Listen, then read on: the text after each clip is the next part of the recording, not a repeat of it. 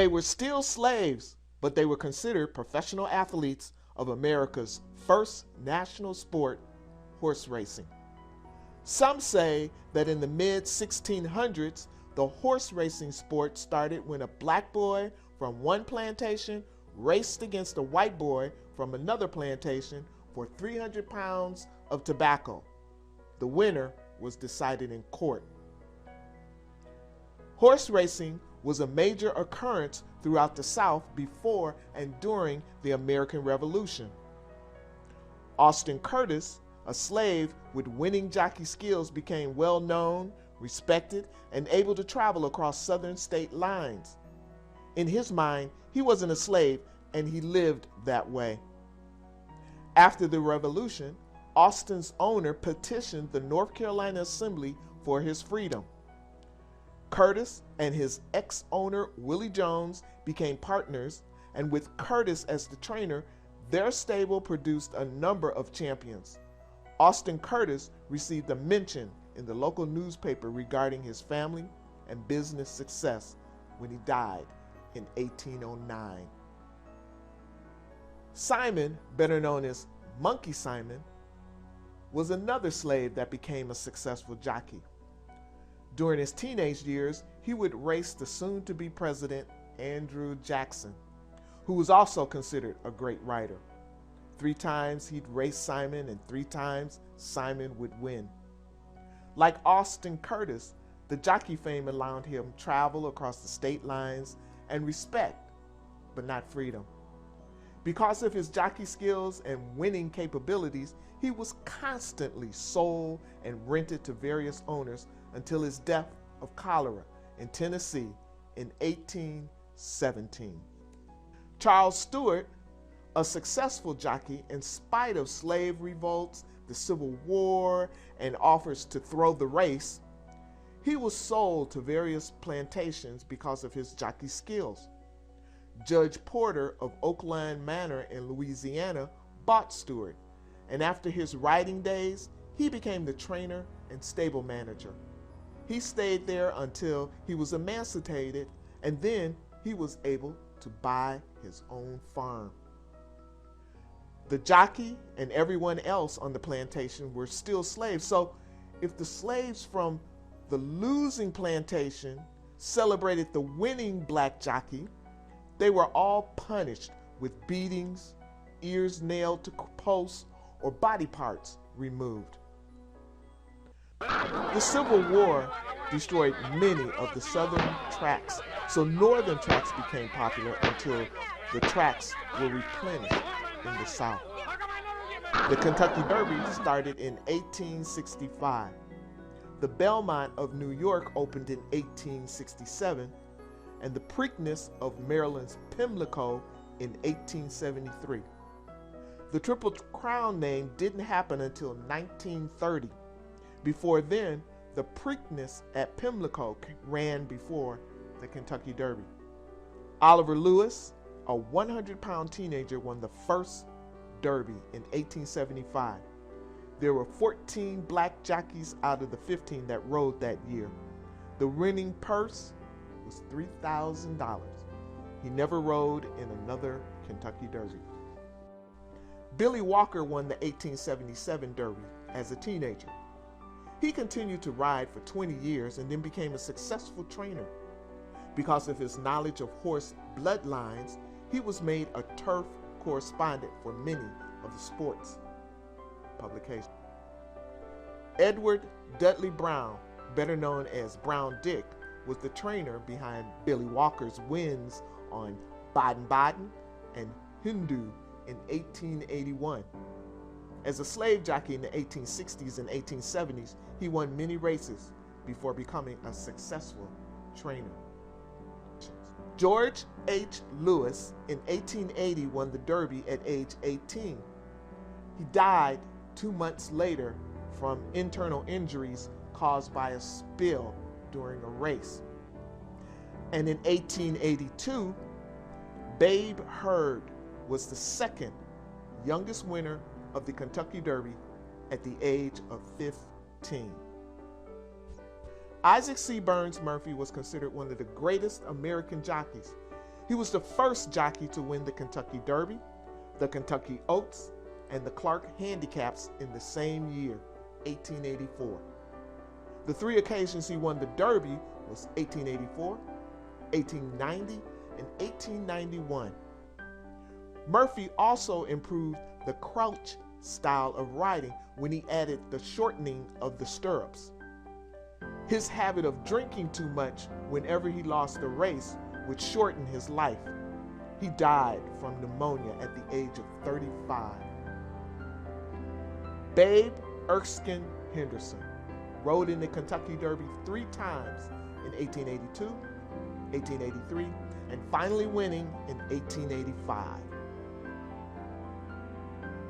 Isaac Lewis began his jockey career at age 11. 1886 to 1889, he rode in 4 consecutive derbies. At 17, he won the Kentucky Derby in 1887. He was known for his quick starts and fearlessness around the turns. Alonzo Clayton, the youngest when he won the Derby, just turning 15 in 1892. From 1892 to 1895, he won many stakes races at various northern and southern tracks. James Soup Perkins, born in 1889, began his racing career at age 11. He was the second youngest Kentucky Derby winner in 1895. Willie Sims won the Kentucky Derby in 1896 and 1898. Only African American to win 3 races in the Triple Crown: the Kentucky Derby, the Belmont in 1893 and 1894, and the Preakness in 1898. He died at age 47. Jimmy Wink Winkfield was one of the 4 jockeys to have back-to-back wins in the Kentucky Derby, 1901 and 1902. He would have been the best competition for Isaac Murphy. Where Murphy was known as a classy, reserved gentleman, Wink was considered outgoing and colorful. When the racing business started to take a downward turn, Winkfield took his racing game to Russia, where he raced for 30 years, moving around Europe, ending up in France. He retired at age 50 and became a successful trainer. When World War II forced him out of France, he returned to the States. In 1951, he went back to France, only to return to America in 1961 due to illness. He lived until the age of 92 until his death in 1974. He was inducted into the Racing Hall of Fame in 2004, 30 years after his death. In 1911, Jess Conley was the last black jockey to ride in the Kentucky Derby. Racing became a big money business, and when black jockeys became free and were no longer forced to take what the owners gave them, it was time to correct the bottom line.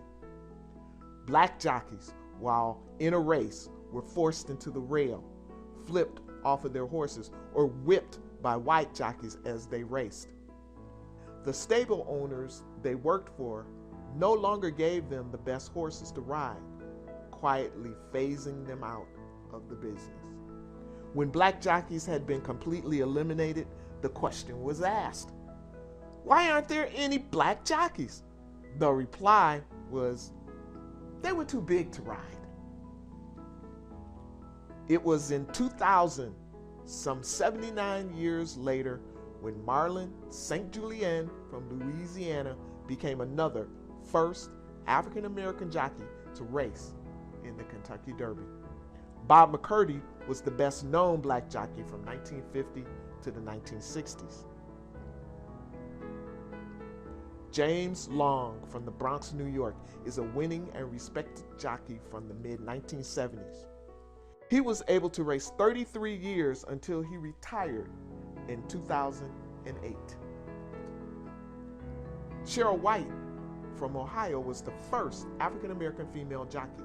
Getting no respect as a jockey in the East, she moved to California, where she received respect during the 1970s. A retired race official in California, she returns to Pimlico to compete in an annual charity race.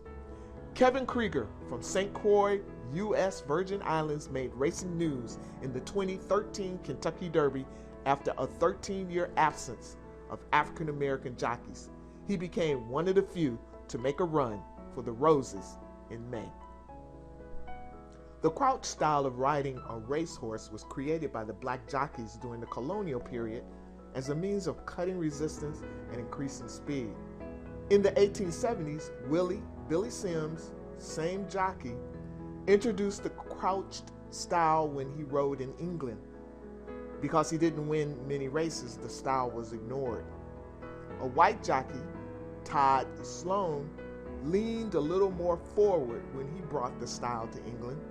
He started winning, and the English felt that the style was an insult to racing and started calling it the monkey crouch.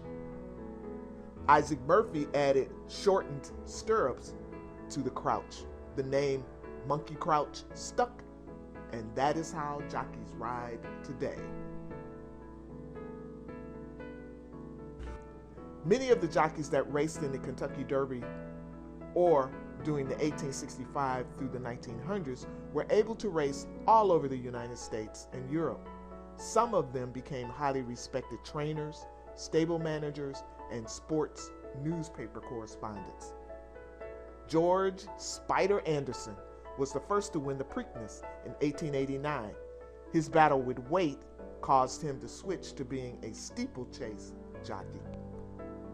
Bud Higgins, at 11 years old, started as an exercise rider, and in 1884, his jockey career started.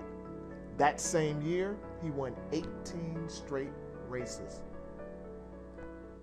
Tony Hamilton, 1889 to 1895, was a winning rider at New York tracks. He rode for all of the prominent trainers and stable owners like J.R. King and Augustus Belmont. John H. Jackson, at age 5, he was an exercise rider.